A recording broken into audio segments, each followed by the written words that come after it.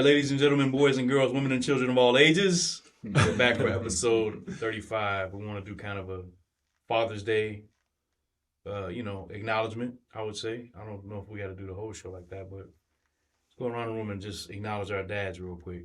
Sounds good to me. Yeah. Mike? I'm up first? Yes, sir. All right. Let's see. So I'm the second. I'm Michael the second. I'm not going to give y'all my last name. But I'm Michael the second. And I am the oldest of two. And my father, one of the things that I appreciate about my father that I've been able to glean from the way I was raised is exposure. We talked about that a little bit in the last episode and how much effort my father put into. I was telling a friend of mine not too long ago, I've been and can know my way around, at least I used to, every branch of every Detroit library branch in the whole city of Detroit. Mm-hmm. I've spent significant amounts of time in all of them. I've rented books from all of them and sat there and drawn and colored and painted and read and all of that kind of stuff. Because my father, his thing, he likes to read and he writes and all that kind of stuff. Mm-hmm. And so the exposure there caused me to like to read and write and, those type of things. So I feel like my understanding of language, my understanding of the world even, because obviously that's how we get our understanding of the world is through reading. Excuse me. But yeah, I really appreciate the amount of time. And then also, I was on punishment a lot when I was a kid. So I spent a lot of time by myself in my room, and the only things I was allowed to do was draw or read. And I spent a lot of time doing both of those things, and I became pretty good at both of them. And so that's a passion that I carry with me even today is reading. I love to read. Mm-hmm. Another thing is that, again, relating back to exposure, my father made sure that we didn't just do stuff that, you ever heard somebody say, oh, that's white people stuff? Or oh, that's the type of stuff white people do. Yeah. My father made sure that we were not locked into the ghetto culture, mindset, that type of thing. Yeah. I remember when I was about 12 or 13 years old, my father took us ice skating. Wow. Nobody else in my hood had ever. Yeah. I grew up. So Dexter, Joy Road, Linwood, and Davidson make a square. Mm-hmm. I grew up right in the middle of that square. And for those of you who are from Detroit City, we wasn't doing a lot of ice skating. So anyway, I remember my father took us ice skating, and it was a strange experience because I used to like to rollerblade, so I was kind of, the skills kind of transfer a little bit, so I was okay. But I remember taking active notice that we were the only, this was before I started high school, so I had never been around too many people that weren't black. I remember specifically taking note of the fact that we were the only black and or brown people in the entire facility. And it was interesting to me. It was kind of a culture shock, obviously, but it was also something that as I grew, I realized that was intentional. You know what I mean? It was on purpose to keep me from being mentally locked in a certain space. You know what I mean? Right. Some of the restaurants or museums or, attractions when we go out of town, we wouldn't just go to Cedar Point. We would go to places that would expose us to other things. We went to the Renaissance Festival a lot. We went to all kinds of museums and all of that. And so 99.9% of that was from my father's directive, the things that he wanted to expose us to. Mm-hmm. And to this day, I'm the man that I am partially because of that exposure. And so awesome. I'm grateful for that forever. That's awesome. Man. I love that. Absolutely awesome. That's good stuff. Brother Gant? Yes, sir. So I think for mine, my dad was very influential. I've mentioned a couple of stories before. One event that kind of it was important to me and kind of set a good precedent was, I mentioned, like, he had a job promotion opportunity and had asked whether that opportunity was just coming to him because of the need to fill a quota or was it based on his actual skill set. And they were upfront with him, respected him, asking the question and then told him that, it's about, yes, we have a quota, but we still want your skill set too. And this was a promotional opportunity, more pay and everything else. And he turned it down. because if he didn't want, if they weren't wanting him because of his skill set, he didn't want to take that job and be hired in as a favor or as anything other than, for his skill set. So set a lot of examples for me like that. A lot of the same kind of stuff that, we talked about a few episodes ago, about a lot of that kind of stuff too, that, I don't think I appreciated when I was younger, but how to conduct ourselves out in the world and how to present yourself and not have to, meet a stereotype and not trying to fit into somebody else's image of what you should be, you know what I mean? But just to kind of, stand on your own and be who you are and kind of, show that part of you to the world. And I think today, still, one of my closest friends and confidants today. Still, is that he's often the one I'll call up. Just get his opinion, and in addition to you all, get his opinion on stuff and kind of help talk me through stuff. So, I think that's it. Awesome. Yeah. Great. Cool. Okay, mine is a little bit different in that my father passed away when I was 21 years old, so it's been quite a while. So I have to think back, right? But he and my mother actually came from Boston, Massachusetts. Okay, so they weren't they weren't from the Detroit area. Matter of fact, my mother was just telling me the other day that they didn't know what barbecuing was. Oh wow! Whoa. Yeah, strange. They came from Boston. So, Interesting. They was seafood. Yeah, she was telling me that their outings, if you will, was you fix your food at home, then you went to Revere Beach or to the Cape or something like that, and then had a picnic. Okay. They didn't know how to barbecue. Interesting. So, that was an interesting thing that I found out. But as far as my father in particular, he would tell us about how he was in the Air Force. Spent some time in the Air Force, and he didn't fight in the Korean War, but I think he was in a support role in the Korean War. So he would talk to us about that from time to time. And he would let me know that he ran track also.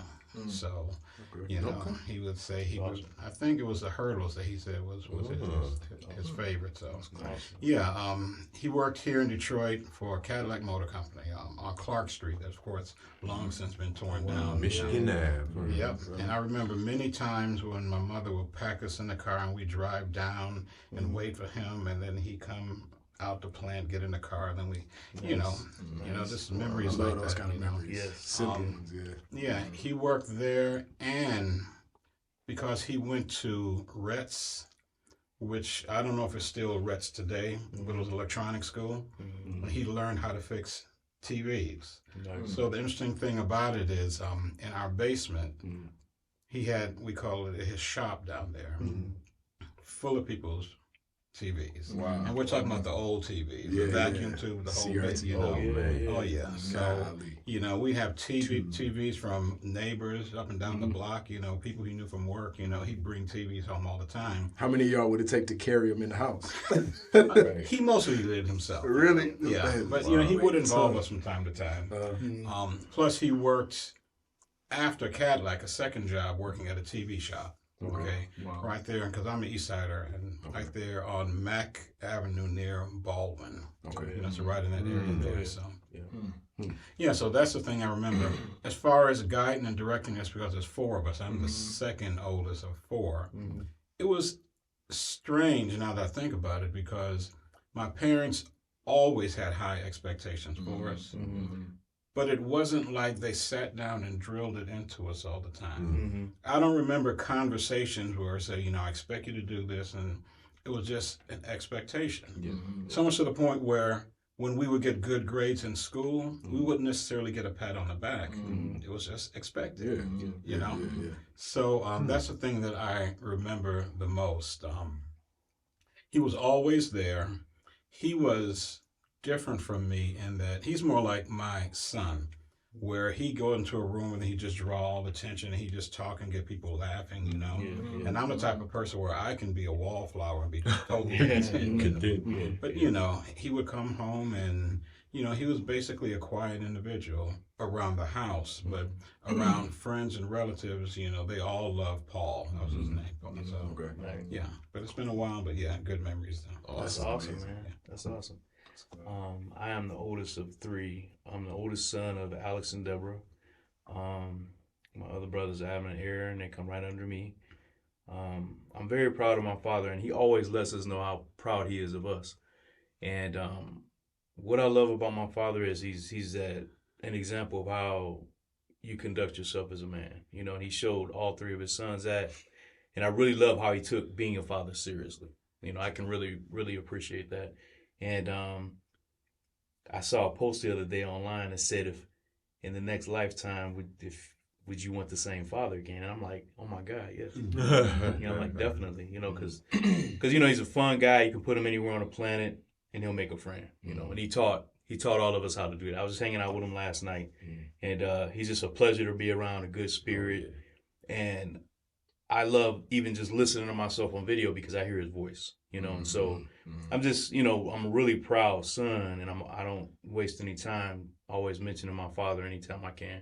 Anything I know how to do with, you know, tools, you know, outside of the injury, but with my hands. Did he teach you that? That's right. Yeah, you know, learn how to use tools, work on your car. I mean, you name it, man. He sat down and did the math problems with me, showed us how to cook things. I mean, he did it all, man, you know. And I mean, him and my mother were a great team, but he really enjoyed, and I know he even misses it now, just having three little boys, you know, to take fishing, you know, take on trips, and, you know, and he just loved being a father. And we felt loved, you know, and I came up in a time where a lot of my friends didn't have their fathers. So he's father to many. And I never took that for granted. I always thought about it because I'm like, I got friends that even tell me now, one of my buddies, he tells me, he says, man, I mean, I just love your household and watching your dad raise y'all, because I didn't have that, you know. So I always had that appreciation for having a father, and that's why I feel like this segment is important for us to, you know, acknowledge our fathers, because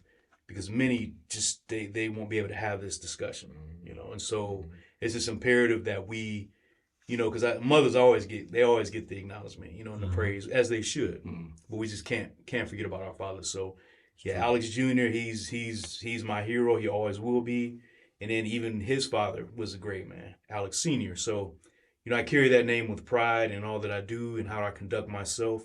And he always drilled in my head that, you know, a good name is rather to be chosen than silver and gold. And I take that very seriously. So that's one thing he drilled into us all: how we conduct ourselves, how we present ourselves, how you treat women, all the things that you should know how to do as a man. He checked all the boxes. So I definitely want to, you know, all of us to pay tribute to our fathers, you know, and just say their names. Oh yeah. Alrighty. Yeah, my dad is Gerald Merriweather, and I'm the sixth child of Irena and Gerald, and my dad he's phenomenal. I mean, the guy that I knew growing up, he is still that same guy. Yeah, you know what I'm saying? He has not changed. He's very sweet, warm. Grew up. He was born in 1936, so he's experienced quite a bit of things growing up, and he's really taught us to be really entrepreneurs. He really taught us to, and like you said, the expectations. Like our dad expected us to do well as well. You know what I mean? Because the reason why is because he tried his best to be an example before not only his wife and his children, but family and friends and the neighborhoods and different things like that. My dad, he worked on Detroit EMS. He actually had a few jobs, but he actually landed his longer career Detroit EMS. But on the side, he had Merriweather Signs and Merriweather Painting with my uncle.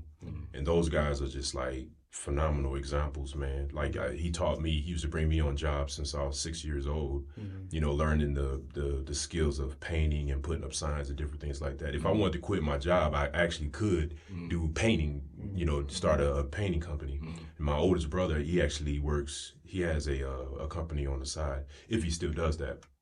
But he works for Chrysler, and like my brothers and sisters, they've done phenomenal. So my mother and my father, Al, you know, they raised us up to be just like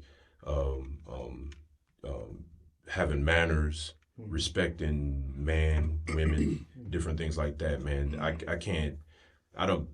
really don't have enough time to even talk about how much my dad means to me. You know what I'm saying? Because he's done so many things and took on so many responsibilities and different things like that. And I'm glad we're doing this segment just to at least be a voice for all fathers that really want to be responsible behind their role, and also whoever sees this, that they can, when they become fathers, they can be reminded that they can be a good steward in that role as well. So I'm loving this. Same here. So I think it's imperative definitely just to acknowledge our fathers, and I definitely want to say that even though I have friends that didn't have their fathers, I had many friends also whose fathers were in the home, and I think that's very vital to say that, especially coming up in the church and the school, there were many children that I were around that their fathers were there, picking them up, taking care of them, making sure they had, and I don't think that narrative gets talked about enough to where it's like, we as black men, we saw that. We lived it ourselves, but we also saw it. We saw, fathers hanging there, raise their families, put their kids through college, make sure they were fed and clothed. And I just think that is a false narrative that gets put out there too much, that black men are just not in homes, because we're all living examples. Our fathers were there and they took care, and they did what they could, the best that they knew how. And I think that we just really should celebrate them more, because, like I said, mothers always get celebrated. As they should, without question. We just don't want to forget about our fathers. And with Father's Day 2023 coming up, we just want to definitely just acknowledge our fathers in this segment. So thank you very much for listening. I agree, man.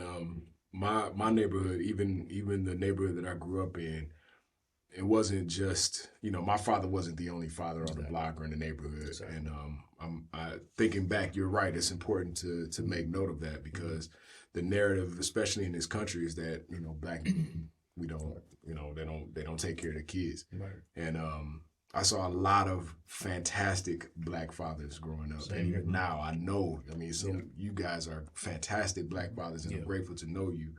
And I'm grateful to see that this is what happens in our community. And it's not just a bunch of just, irresponsible guys that just, deadbeats and that type of thing. Right. It's very important to say. I'm grateful to have been a part